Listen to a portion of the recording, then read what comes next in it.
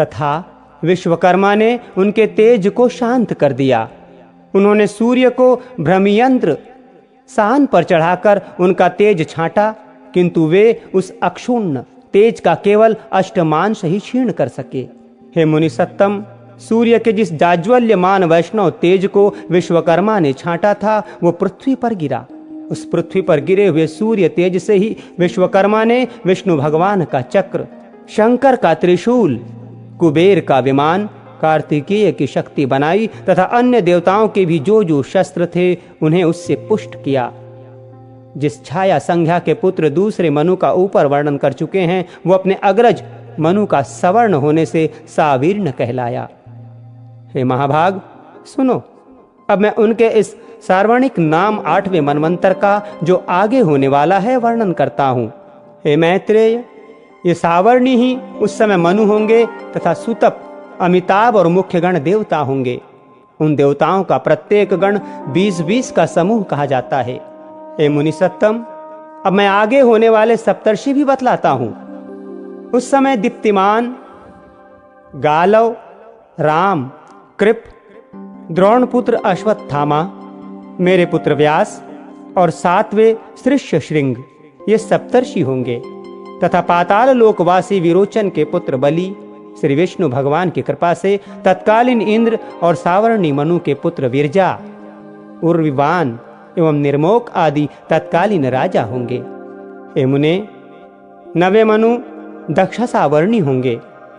उनके समय पार, मरीचि गर्भ और सुधर्मा नामक 3 देववर्ग होंगे, जिनमें से प्रत्येक वर्ग में 12-12 देवता होंगे तथा हे द्विज, उनका नायक महापराक्रमी अद्वित नामक इंद्र होगा। सवन, द्वितीमान, भव्य, वसु, मेघातिथि, ज्योतिष्मान और 7वें सत्य, ये उस समय के सप्तर्षि होंगे तथा धृमकेतु, दीप्तिकेतु, पंचहस्त, निरामय और पृथुश्रवा आदि दक्ष सावर्णी मनु के पुत्र होंगे। हे मुने, 10वें मनु ब्रह्म सावर्णी होंगे।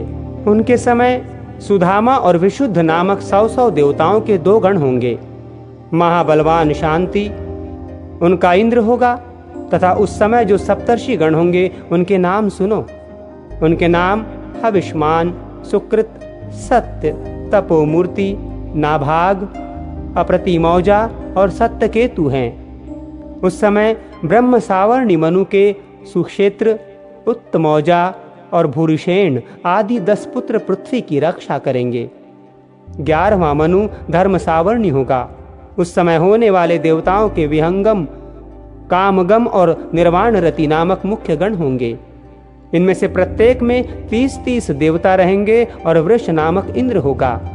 उस समय होने वाले सप्तर्षियों के नाम निःस्वर, अग्रितेजा, वपुष्मान, धृणी, आरुणि, हविष्मान और अनध हैं तथा धर्म सावर्णी मनु के सर्वत्रग, सुधर्मा और देवानिक आदि पुत्र उस समय के राज्याधिकारी पृथ्वीपति होंगे।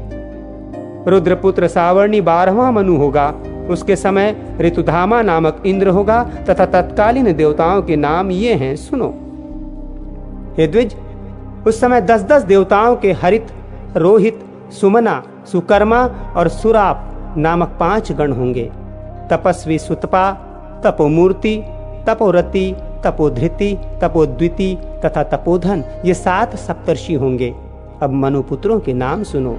उस समय उस मनु के देववान, उपदेव और देवश्रेष्ठ आदि महावीर्यशाली पुत्र तत्कालीन सम्राट होंगे। हे मुने, 13वां रुचि नामक मनु होगा। इस मनवंतर में सुत्रामा, सुकर्मा और सुधर्मा नामक देवगण होंगे। इनमें से प्रत्येक में 33-33 देवता रहेंगे तथा महाबलवान दिवसपति उनका इंद्र होगा। निर्मोह, तत्वदर्शी, निष्कंप, निरुत्सुक, धृतिमान, अव्यय और सुतपा, ये तत्कालीन सप्तर्षि होंगे। अब मनुपुत्रों के नाम भी सुनो। उस मनवंतर में चित्रसेन और विचित्र आदि मनुपुत्र राजा होंगे। हे मैत्रेय, 14वां मनु भौम होगा। उस समय शुचि नामक इंद्र और 5 देवगण होंगे। उनके नाम सुनो। वे चाक्षुष, पवित्र, कनिष्ठ, भ्राजिक और वाचावृद्ध नामक देवता हैं। अब तत्कालीन सप्तर्षियों के नाम भी सुनो। उस समय अग्निबाहु, शुचि, शुक्र, मागध, अग्निद, युक्त और जीत ये सप्तर्षि होंगे। अब मनोपुत्रों के विषय में सुनो। हे मुनि शार्दुल, कहते हैं उस मनु के उरु और गंभीर बुद्धि आदि पुत्र होंगे जो राज्याधिकारी होकर पृथ्वी का पालन करेंगे। प्रत्येक चतुर्युग के अंत में वेदों का लोप हो जाता है। उस समय सप्तर्षिगण ही स्वर्गलोक से पृथ्वी में अवतीर्ण होकर उनका प्रचार करते हैं।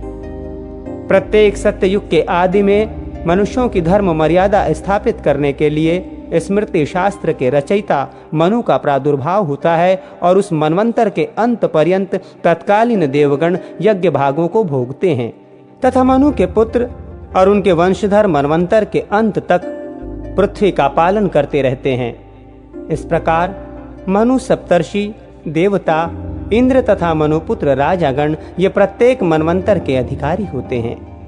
हे द्विज, इन 14 मनवंतरों के बीत जाने पर एक सहस्र युग रहने वाला कल्प समाप्त हुआ कहा जाता है। हे साधु श्रेष्ठ, फिर इतने ही समय की रात्रि होती है। उस समय ब्रह्मरूपधारी श्री विष्णु भगवान प्रलयकालीन जल के ऊपर शेषशय्या पर शयन करते हैं। हे विप्र, तब आदिकर्ता सर्वव्यापक सर्वभूत भगवान जनार्दन संपूर्ण त्रिलोकी का ग्रास कर अपनी माया में स्थित रहते हैं। फिर प्रलय रात्रि का अंत होने पर प्रत्येक कल्प के आदि में अव्ययात्मा भगवान जागृत होकर रजोगुण का आश्रय कर सृष्टि की रचना करते हैं।